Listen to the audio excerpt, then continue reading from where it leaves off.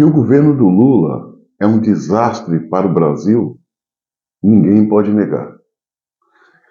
É um governo tão desastroso que, além de trazer insegurança para os brasileiros, agora traz instabilidade para a paz mundial. Lula se revelou uma verdadeira ameaça para o mundo ocidental, o mundo democrático livre. A gente viu, quando das eleições para presidente, quando o assunto era conflito Rússia-Ucrânia, ele disse que ele seria capaz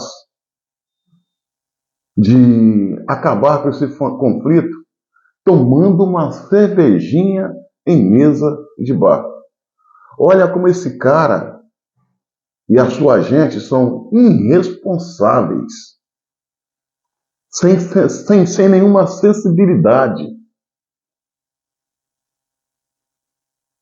O Brasil jamais teve um governo tão vergonhoso como esse. E ainda tem pessoas que o defendem. Não sei se por mau caratismo, por ignorância ou cumplicidade. O governo é um desastre total. E não é diferente a sua política internacional, a sua diplomacia.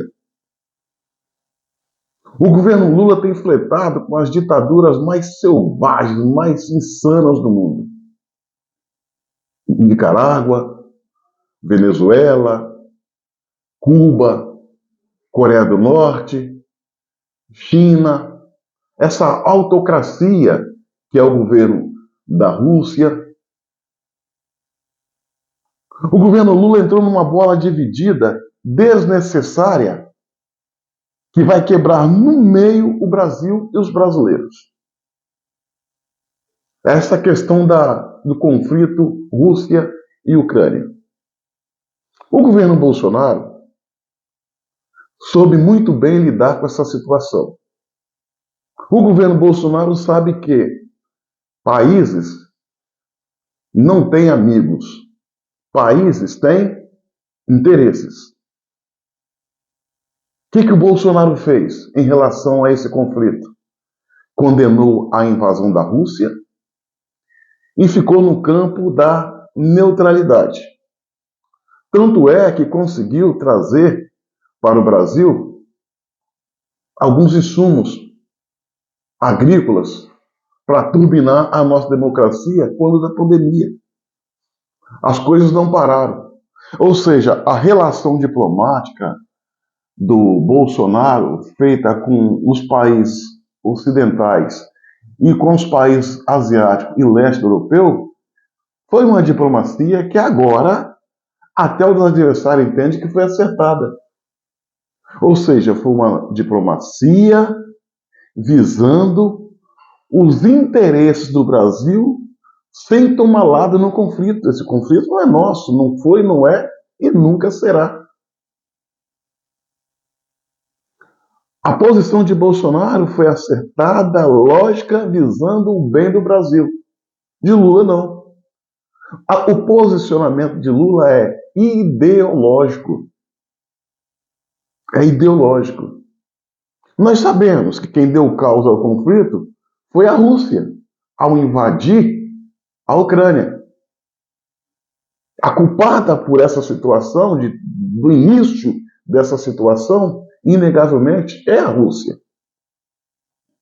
Como também é verdade que a OTAN, o Ocidente e a União Europeia, juntamente com os Estados Unidos, são culpados da manutenção desse conflito. É bem verdade.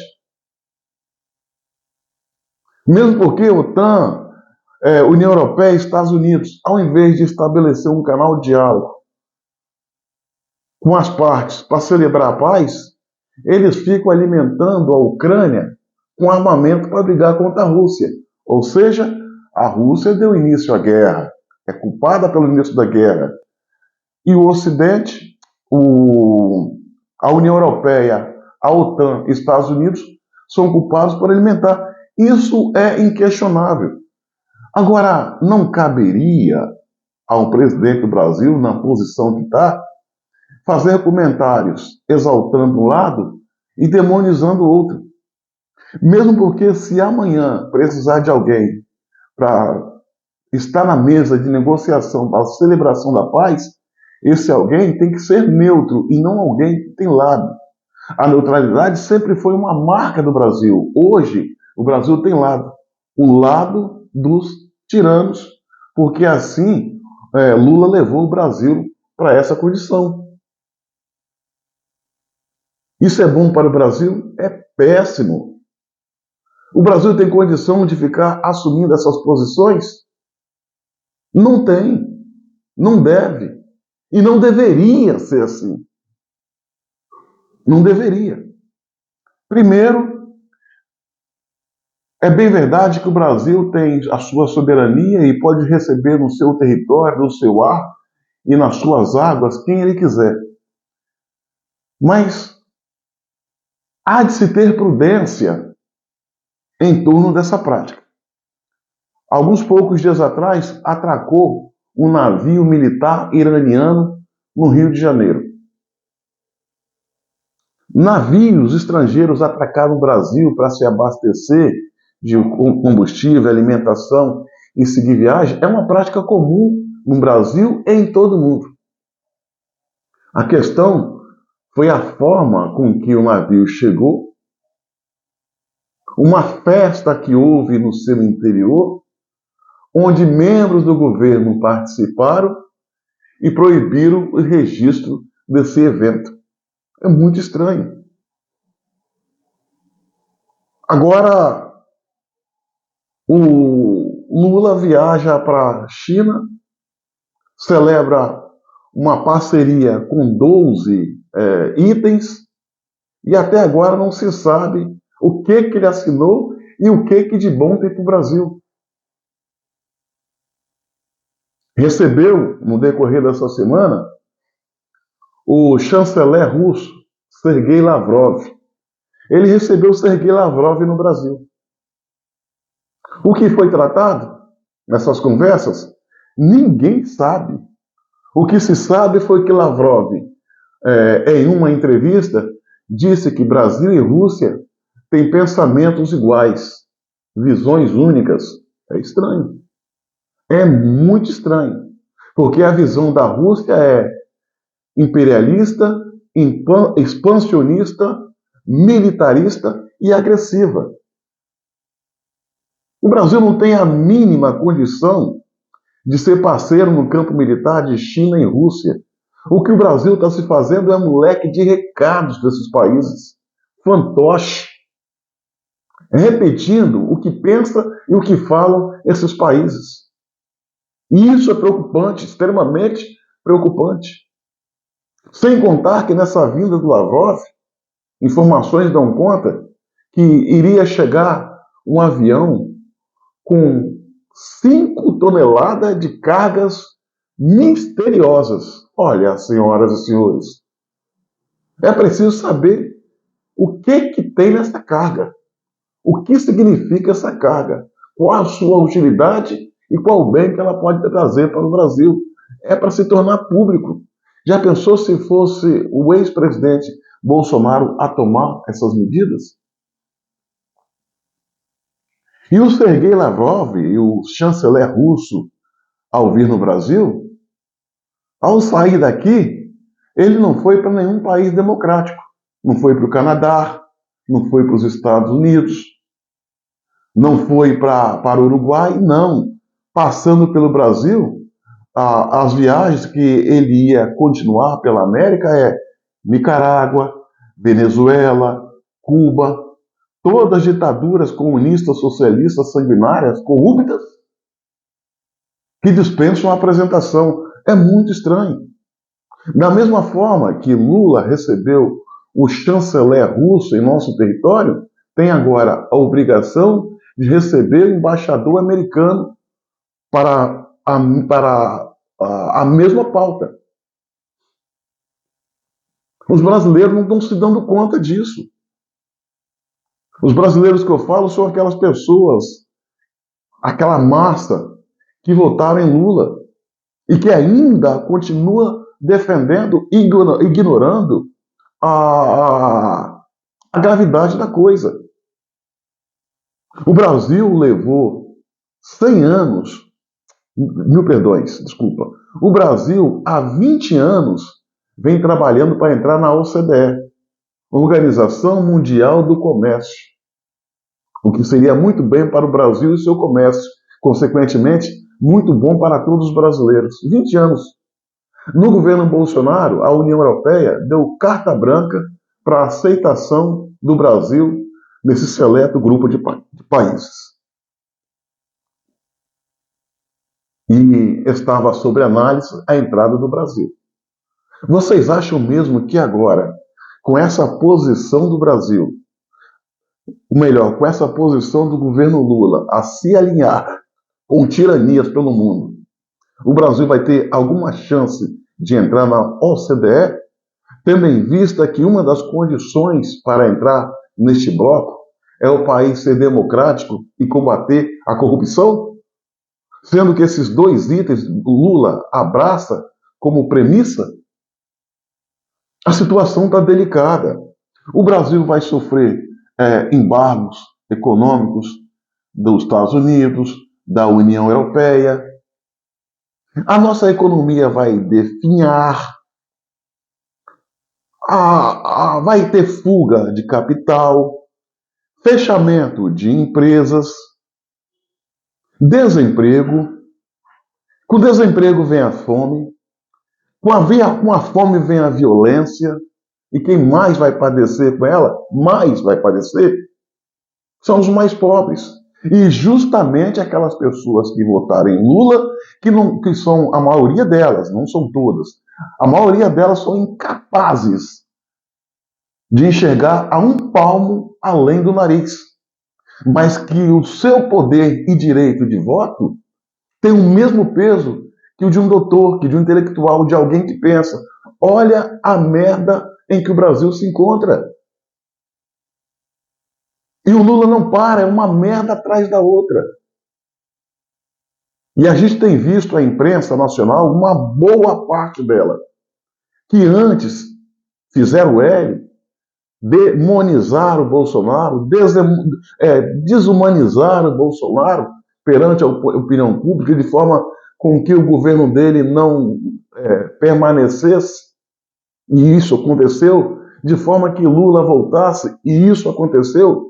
Hoje estão se colocando contra Lula por causa dessas medidas. Mas essa gente, imprensa, uma banda podre da classe artística, uma banda podre da classe política, o Supremo Tribunal Federal, o TSE, uma boa parte do judiciário, não são pessoas arrependidas, são cúmplices querendo desviar de uma culpa que são deles.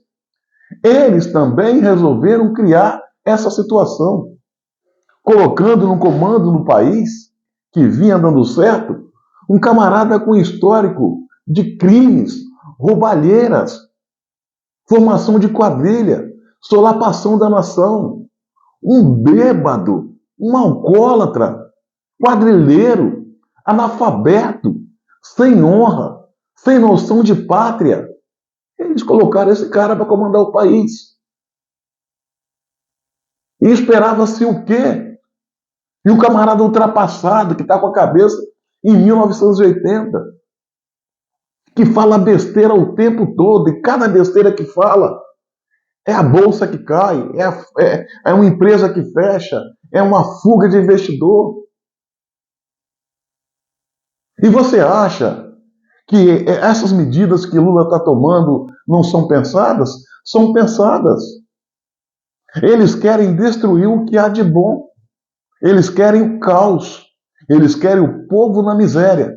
Porque o povo na miséria vai estar sempre nas mãos deles por causa de uma promessa de picanha, uma promessa de cervejinha, uma promessa de uma cesta básica, de um benefício tal qual o Bolsa Família. Eles não querem independência do povo, porque é o dia que o povo se tornar independente, ter saúde de qualidade, segurança de qualidade, emprego, moradia, educação, estradas.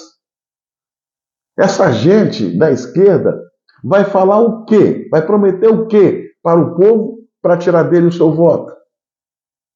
É aquela velha história que diz: quer ter a galinha aos seus pés? Dê a ela um caroço de milho todo dia.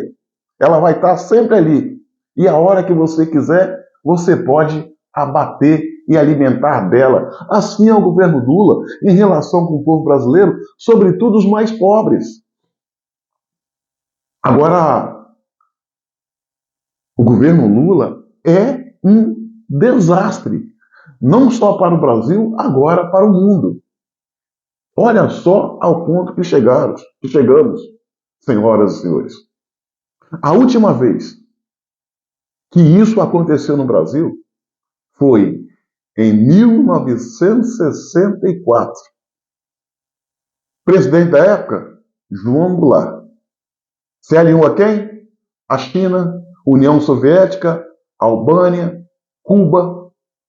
Aliás, naquela ocasião, ele fez uma viagem para a China. Ao voltar, encontrou o Brasil em ebulição. E foi aí que surgiu a sua renúncia, porque ele, nem renúncia, a desistência do governo, porque ele fugiu do país, indo para o Uruguai, provocando uma vacância, abrindo espaço para uma intervenção, primeiro civil, depois militar. A história se repete. Agora, é inegável. Diante de tudo que já vimos ao longo desses 3 para 4 meses de governo, diante da perspectiva que a gente está vendo dos rumos que o Brasil vai tomar, o governo Lula não pode continuar. Não pode continuar. É preciso dar um freio nesse regime tirano, corrupto, sanguinário, que está levando o Brasil a passos largos para o buraco. Nós não podemos ter à frente do governo uma pessoa senil, ultrapassada, um boquirroto irresponsável, que é o Lula. Algo precisa ser feito para salvar o Brasil antes que seja tarde demais. O que eu lamento é que a gente vê um Supremo Tribunal Federal podre, uma imprensa, boa parte dela, podre, uma classe política podre, a começar pelo presidente da Câmara e do Senado, Arthur Lira e Rodrigo Pacheco, que lambe as bolas de Lula e do sistema. Temos uma população que está humilhada, com medo, umas forças armadas covarde, vendilhona, antipatriota, que se rendeu ao sistema, que não tem compromisso com a pátria e com o Brasil, não tem compromisso com a ordem, com o progresso, que se transformou numa guarda bolivariana, e não se assuste se amanhã a gente tem notícias que membros do alto escalão das Forças Armadas possam vir fazer o que vem fazendo aqui do lado a Venezuela, envolvido com narcotráfico e outros crimes. É duro estar falando assim, mas é verdade. Quem vendeu o Brasil, quem se vendeu, é capaz de fazer tudo. E dessas Forças Armadas brasileiras, nós podemos esperar tudo. Nada será surpresa. Enquanto isso, o Brasil vai aí de ladeira abaixo, o povo gemendo, a economia em frangalhos, os sonhos sufocados, vexame num cenário internacional. Não dá, não dá. O governo Lula precisa ser freado, parado. Está na hora de Lula partir de um jeito ou de outro. Vou repetir, está na hora de Lula partir de um jeito ou de outro. O que não pode são 212 milhões de brasileiros sofrerem, amargarem, padecerem por causa da decisão insana de um único homem, Luiz Inácio Lula da Silva. Algo precisa ser feito. Algo precisa ser feito. E a Constituição tem ferramenta que possibilita aplicar esse choque de ordem. Com a palavra, as Forças Armadas Brasileiras sobre a Carta Magna, a Constituição Federativa do Brasil.